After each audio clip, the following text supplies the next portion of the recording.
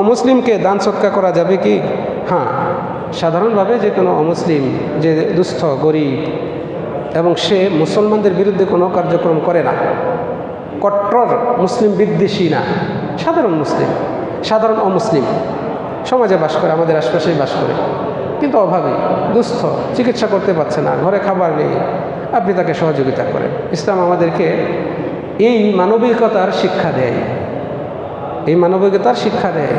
মুআজ রাদিয়াল্লাহু আনহুর বাড়িতে একদিন বকরি জবাই করা হলো, মাংস আশপাশে সবাইকে দিচ্ছেন।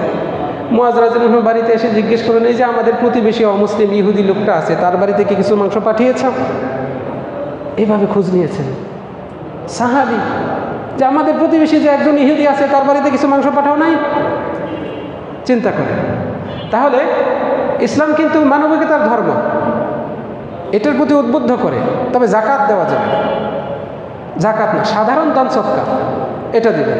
জাকাতের নির্দিষ্ট খাত রয়েছে এবং সেই খাতের একটা খাত হচ্ছে যে সমস্ত অমুসলমান মুসলিম হতে পারে এরকম আশা করা যায়, মনটা ভালো, অর্থ সংকট আছে, টাকা পয়সা দিলে হয়তো আশা করা যায় যে মুসলিম ইসলাম গ্রহণ করবে, শুধুমাত্র ওই উদ্দেশ্যে তাকে দেওয়া যেতে পারে।